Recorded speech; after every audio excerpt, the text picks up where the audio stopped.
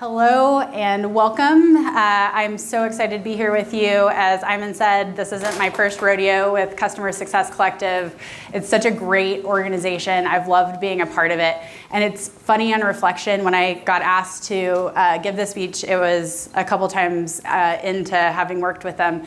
And I realized our relationship was getting closer when Alex was able to pick the title for me and then just say, "Go Jess." And I'm like, okay, cool, here we are. But hopefully rest assured, that does not mean that I don't know what I'm talking about. So let me give you some context on who I am and why I have something to say on this subject. I will figure out how to advance slides. I think I figured out the laser pointer. That's exciting. All right, there we go. It's the big green button. Duh. Excellent. So again, Iman's already introduced me, so I won't spend too much time on that. But I will say, in terms of working with product, it's something that I'm incredibly passionate about. And I've been doing it pretty much my entire career. So I started in customer success in 2010, and I started as a CSM. And during that time, that was the first time I started really working with product. And I did that for multiple different reasons. One was I was really passionate about making sure my customers were seeing the value from the product that they purchased. And I found that there were times when the customer wanted to achieve something, the product wasn't quite there yet, and there was this opportunity with product to figure out how to bridge that gap. So I really leaned into that. It gave me an opportunity to work on building brand new products alongside our customer and with our product team, which is a really neat experience. And it was cool to start at that high. As I moved into other companies and other organizations still in the customer success space, I found that when you move from company to company, they all do it a little bit differently. And some of the opportunity is really around digging in on the process side, making sure that CS data and insights make it to the product side of things and they're aware of it. Those were some really great opportunities that I've had. And more recently at Go Cardless, we're a payments company. We're called Go Cardless because we're basically pointing at the credit cards and saying, they're charging you too much. We should just do bank-to-bank payments. It's more efficient, more effective. Work with us.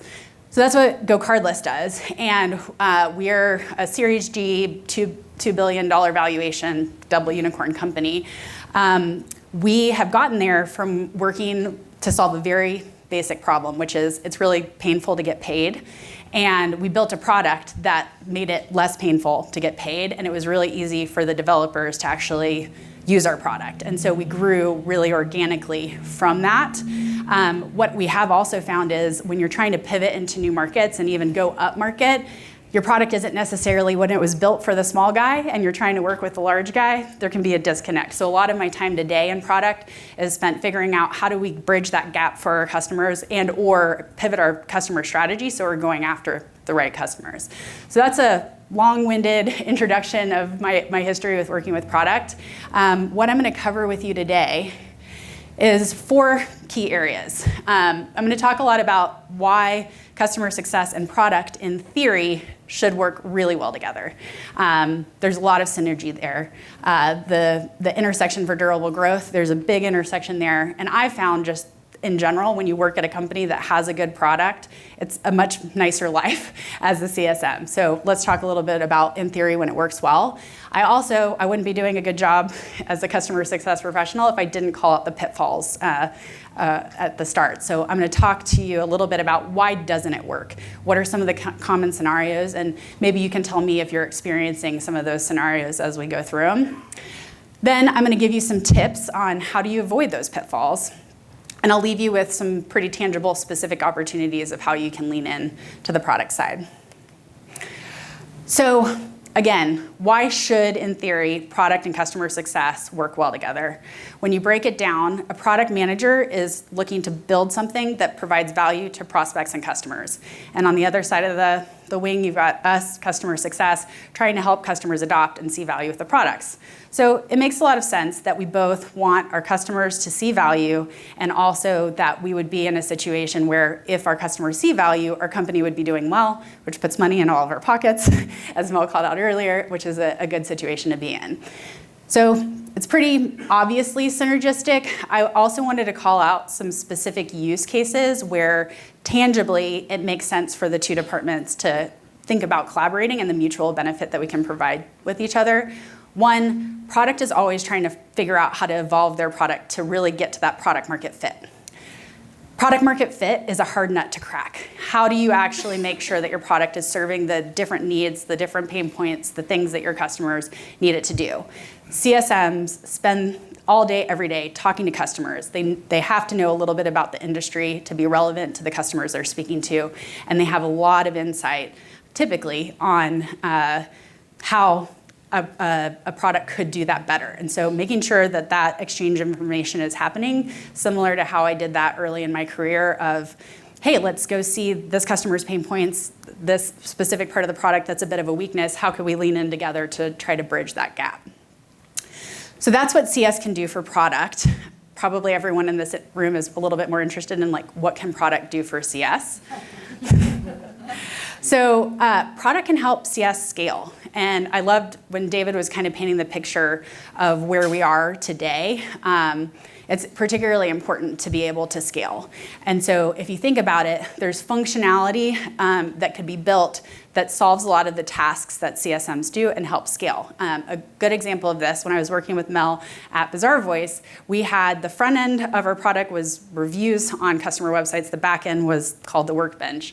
And if you wanted to actually see what the reviews were doing in terms of driving an impact for your customers, we then had to go integrate into their analytics systems, work with analysts to get that data, and then come back and do presentations with the customer.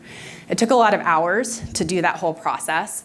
And so over time, the product team actually built a pixel that just grabbed that data without having to do the integration and built it straight into the workbench. So suddenly something that took hours upon hours of time was available right there for all customers to see the value and the impact of conversion from the reviews that they had on their website. So that was product helping us scale and help prove the value of what we were doing. I will say a little caveat, hindsight's always 20/20. When I look back on that situation, I actually think we missed a trick in terms of an opportunity. When we integrated into the analytics systems of some of our largest retailers like Walmart, Home Depot, et cetera, you're integrating and talking to a stakeholder that has a lot of influence in terms of how the business is viewing the value in the programs that they're driving. As soon as you put that just in your tool, you kind of lose those stakeholders unless they're willing to log into your portal and actually see that value. So I think we probably should have turned that into a paid service that we offered for those customers, and I think we could have then monetized it and seen a lot of value and kept some pretty strategic stakeholders. So I think those are just some examples where there's a lot of synergy between scale, product, but then also services that can help with that scale. And then lastly, I like to think about it like a car. Basically, if you have product market fit, that's great. If you have scale, then it's like the product market fit is the car, the scale is the wheels, and then if you have customers who are saying you're great, that's the fuel in the car, and then you're driving down the highway as fast as you possibly can go. So that's the theory. Now let's talk a little bit about some examples. I'll start with Go Cardless. I've already shared a little bit about what we do. And I think our biggest challenge when it comes to this growth aspect is, so we're growing really well with the small and medium businesses. We then decided to go up market, and that is actually around the time when they hired my boss, the chief customer officer of Go Cardless, to build out our customer success group. So we used to have support. We didn't have CSMs before he started. He built out having CSMs, professional services, customer advocacy, as well as customer experience. So it's a whole department. And that team has allowed us to go up market. And in fact, we now support 40% of the revenue for the company. We have about 80,000 customers globally. We look after 2,000. Those 2,000 customers represent 40% of our overall revenue. So that whole motion has helped us grow pretty substantially. The flip side of it is, as you go up market, again, the requirements change. And what we found is, if we really want to make those customers that we're serving as happy as possible, there is a whole different kind of world that we need to enter in terms of, right now you have to have multiple different accounts in order to use our product. And if you're a multi-division company, you can imagine having to have a different login for every account is a quite frustrating experience. So my CSMs are constantly knocking at my door saying, why can't we just make it easy for people to switch from account to account? And I was fighting that fight. I was trying in every turn to get product to realize that this is something we need to do for our customer base. And literally this past week, I was talking to an engineer, and she asked me, hey Jess, so if we do that, don't you think that customers are going to expect that we can transition the money between all of the accounts that are connected? Because it's one login, right? So you should be able to do this. And it made me realize that that just opens the door to a whole other path of how the product gets developed. And so suddenly I was like, okay, that makes a lot of sense. And maybe that would be the right bet for our company, except for externally, we have open banking, this huge, basically like gold rush of opportunity. Everyone's trying to build towards it. And so there's a big opportunity for us to put the resources elsewhere. All of this to say, growth can be complicated. It can be a little bit of a winding journey. Where I've now come to in my realization, and the reason why I put Asana and HubSpot on here as well, is that we really serve the mid-market and small business well. And one thing that we really could be doing a better job of is taking how we service those customers and making it really obvious on our website. This is how you pay for services. This is, when you go to Asana, Asana is the most profitable software company, according to Google, when I was researching for this presentation.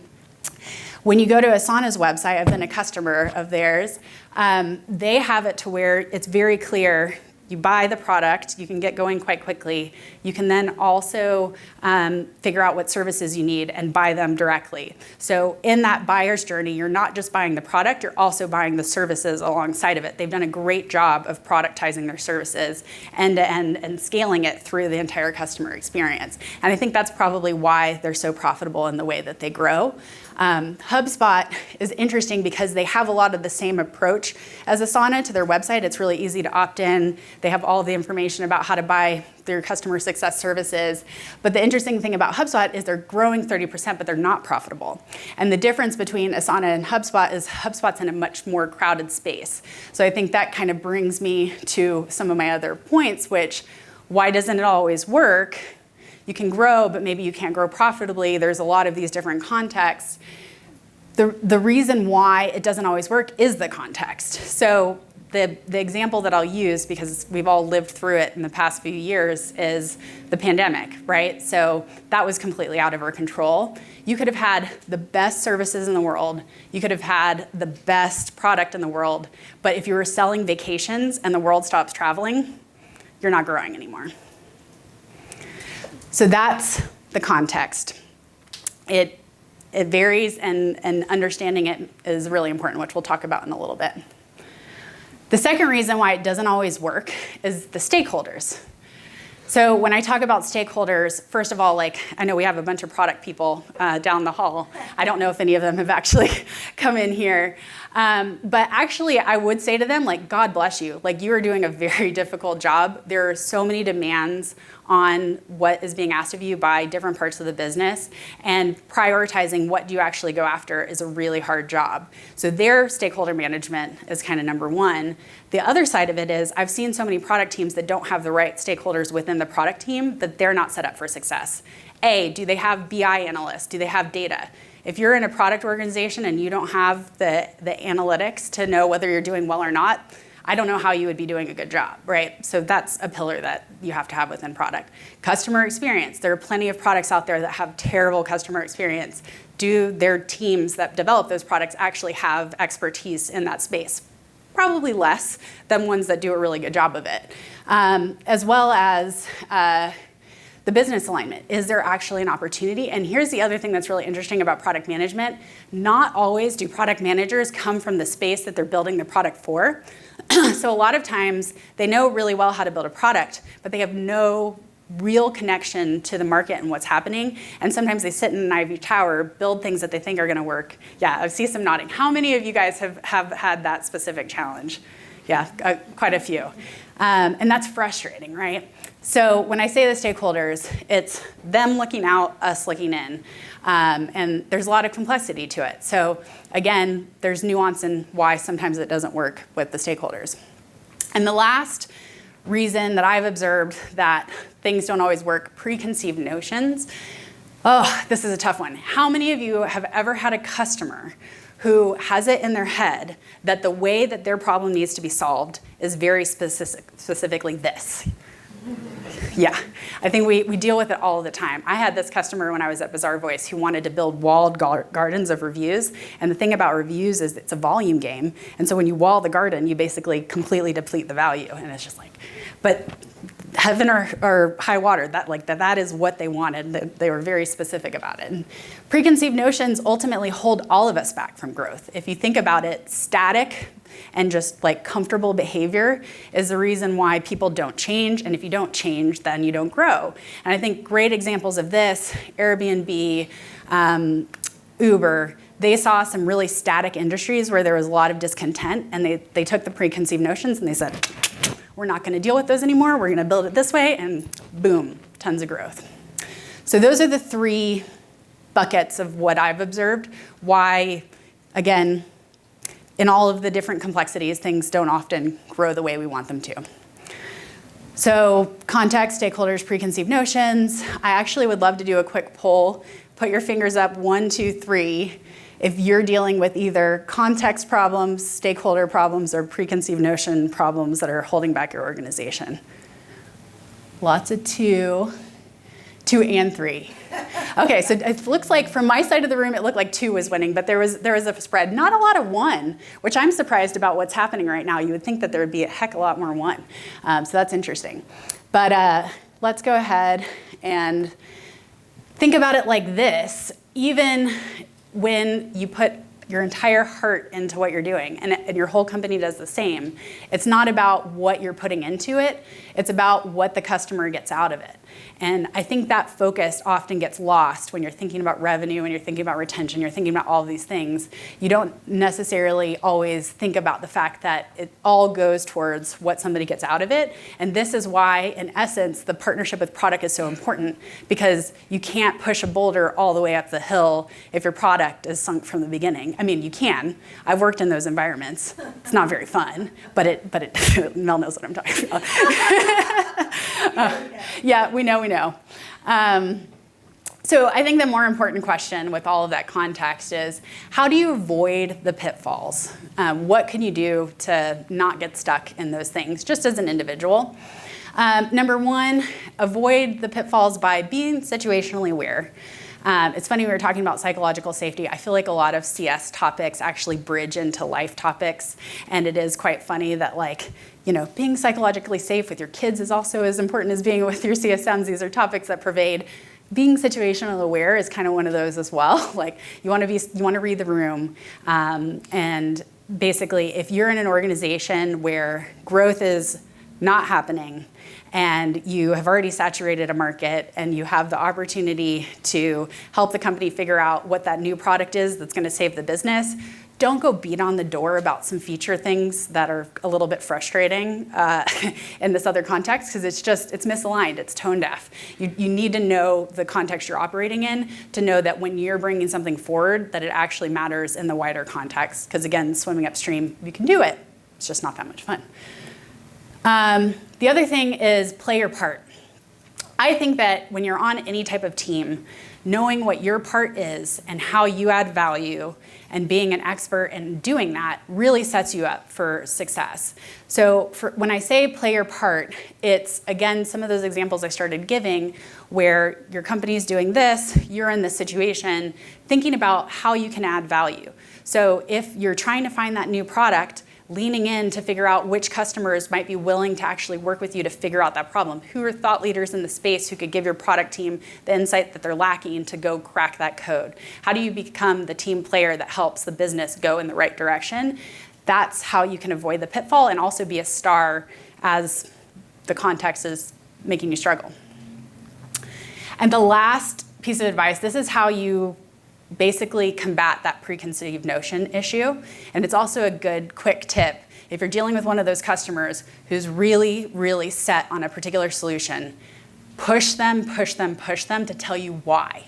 Have them explain why is a walled garden so important to you. And you might find out that you're actually trying to solve a totally different problem than you're aware of in the first place. So fall in love with the problem, not the solution, not the thing people get obsessed with. And frankly, like everyone in this room probably has it. I know I do. Change is hard.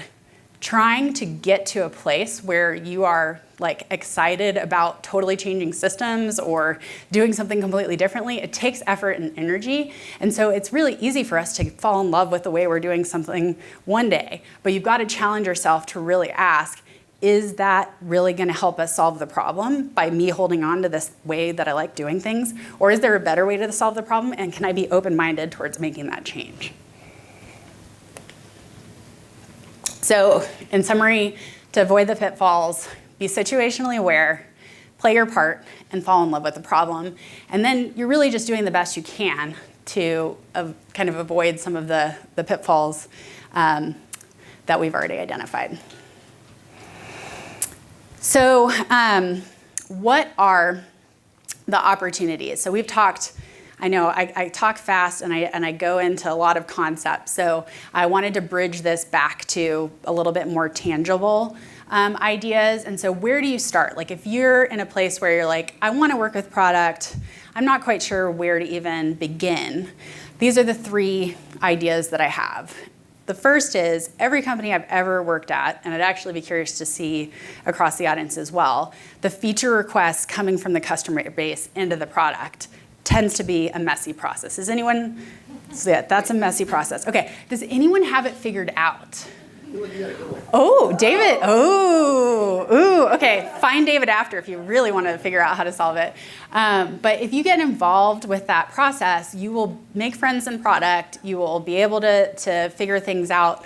And for me, like, that's really kind of the trenches that forms the relationships that then helps you kind of get situationally aware, embedded in the context, all of those things. The other thing, and I think this is a theme, and I've probably said it already a lot before explicitly calling it out, but you guys know the industry context sometimes better than your product team does. Like, I think sometimes we think because product is building, computers and things that are complex, that they're geniuses, and sometimes I think they think that they're like God. There's the complex there somewhere. But they don't always know what's happening in the industry. Like, they aren't necessarily always reading up on how to stay up with the latest code and then also what's happening in X industry. So where can you take your industry knowledge or insights that you're getting from your customer and build little kind of pathways of gold of information for them to go and find out? So that can be in the form of simple things. Like for me, I've been tagging product managers in calls that we use a software called Gong that records all of our phone calls. And so I can tag a product manager when I hear an insight and I'm like, ooh, they should probably know this. They can hear it direct from the customer. I don't even have to tell them about it. So things like that are really simple things you can do, or you can soup it up, do a big presentation, figure out an opportunity to go to their team meeting. But those are all ways where you can add value to the product org. And the last, kind of coming back to where product can do stuff for us, who has ever worked with a product team who said they were going to deliver something one quarter and then it didn't happen? Yeah. How many of you actually have product roadmaps? Okay, that's good. I went to a company that had never done a product roadmap before. And I was like, oh goodness, what do we do? So I started a customer advisory board, and I made the head of product come to the customer advisory board with me and present the roadmap that suddenly came into existence real quick, because the CEO was there too. So accountability, there are unique ways to do it. I feel like the more you can connect leadership within the product org to the customers in situations like whether it's a big event that you have, those things can really foster that accountability. So those are some of my sneaky tricks on the other side of things. So my last question to you guys is, what action will you take? I don't know that everyone will shout out, but if you want to find me after the speech, I'd be really curious to hear what you took away and what specific action you'd take off the back of what I've shared today. So that's me.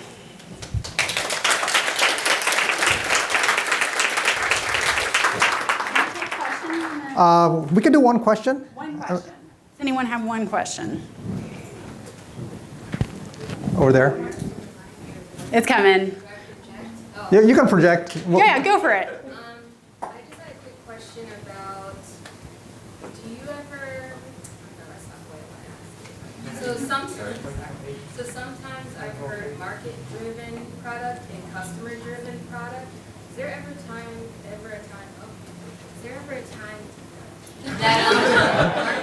then product works well and the customer isn't left out in the dust or in the cold. Yeah, that's a great point because basically market-driven means you've got a really good sales team, but your product's maybe not as good. Yeah, I think that it is possible to work with product when you're market-driven, but I think what you've got to do is be able to listen and work together. I have a really dear friend who works as a product manager, and she has a market team who's basically dictating her requirements. She's a really smart woman. If she was enabled with the problems as opposed to the specific things, like the preconceived notions that market team wanted to go develop, she'd be in a much better place. So what you're talking about is the power dynamics. I think the advice I gave to avoid the pitfalls, that applies regardless of who is in power in your org. So it's just like point out that maybe we're not solving the problem the right way by being market driven and forcing product to do something some way. Like maybe just give product the information and the problems and empower them to go solve them creatively, because they'll probably come up with the stuff that's better than how you're, well, not you, but whoever that person is thinking about it. Thank you. Yeah, absolutely. Excellent. Thank you, Jess. Appreciate it. She's going to be around, so questions abound for her.